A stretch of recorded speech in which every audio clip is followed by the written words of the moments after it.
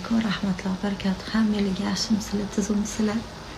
Mazzasi yo'q, zo'rg'a o'tirgan blogerdan sizlarga kattakon salom. Kecha ham yaxshi edim, bugun yana ozgina og'irlashib, kecha kechqurun o'zi yotdim faqat. Mana shunaqa payt menga har doim onam yoki kimdir singllarim, men hammani o'zini oilasi bor. Kimdir tashab kelishardi, menga qarashgan o'zim turgan paytimda. Yaxshi ham eri deyman, ammo qizlar polni erim qaravotdilar, Allohga behisob shukr. Voy ajoyib bo'lar ekanda.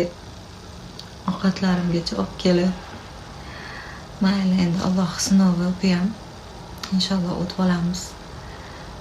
Shuni aytib qo'yay sizlarga dedim.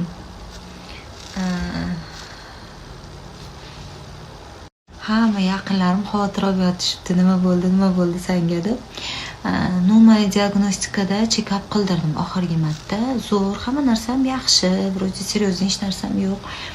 MRTlar qildirganman, kistalarimni qaratganman, hammasi joyida. Shu immunitetim tushib ketgan menimcha, ko'p charchoq bo'ldi menda, tinmasdan biznesimni yo'lga qo'yib olay, gif boshlaganman, yaqinlarimni anaqa kunlari kelyapti deb, keyin ukamni ham uylarini remontlarini boshlashimiz kerak baribir. Ukam ham uylanadigan bilasizlar. Shunaqa narsalar bilan yurib o'zim charchatib qo'ydim shekilli deb o'ylayman.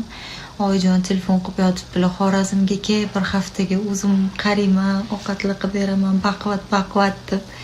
Boringizga shukr, oyijon, sizga ham katta rahmat. Erim qaravotdilar shu yerda.